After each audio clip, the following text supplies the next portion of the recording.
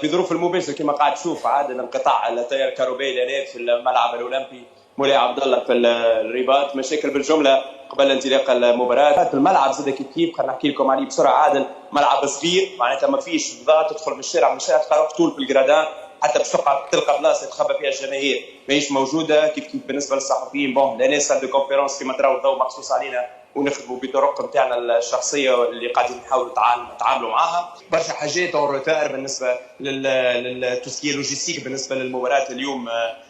عادل اللي خلتنا بتتر حتى في ظروف العمل بتتر برشا صحفيين ما همش يخدموا في ظروف طيبه ولا مرتاحين. ما نحكيلكش على مشاكل لوجستيه اللي بدات كان اليوم في المغرب من تنقلات الصحفيين وغيره من برشا حاجات قاعد يتعرض لها الطواقم الاعلاميه اللي في العمل في المغرب. نفس الشيء بالنسبه للجماهير. الجماهير مع تجربه التذاكر اللي موجوده كان على الابليكاسيون ولا الموقع افكون تيكت قاعد يعمل في برشا مشاكل، يخلق برشا مشاكل جماهيرنا اللي يلقاو رواحهم مثلا كي يقص تيكي ويلقى فيها بلوكاج ما يلقاش مع شكون باش يتواصل، يقولوا له كلم السيبور على الابليكاسيون. ما فماش دي فونت بيان هنا في دي كيشي في الملاعب. مثلا الناس اللي جات وما عندهاش لي تيكي ولا صايره مشكل مع الابليكاسيون تاعها ما تنجمش تدخل للمباراه. صعوبات كبيره قاعدين يتعرضوا لها اليوم الناس بتتر الجماهير والا حتى الصحفيين اليوم في التعامل في كاس افريقيا. على كل كما قلنا الملعب زاد نوصف لك الملعب من داخل الملعب قاعدين تشوفوا فيه هو انكس نتاع الملعب الكبير والمركب مولاي عبد الله اللي يزيد 69500. هذا ملعب يزيد 18 ولا 19000.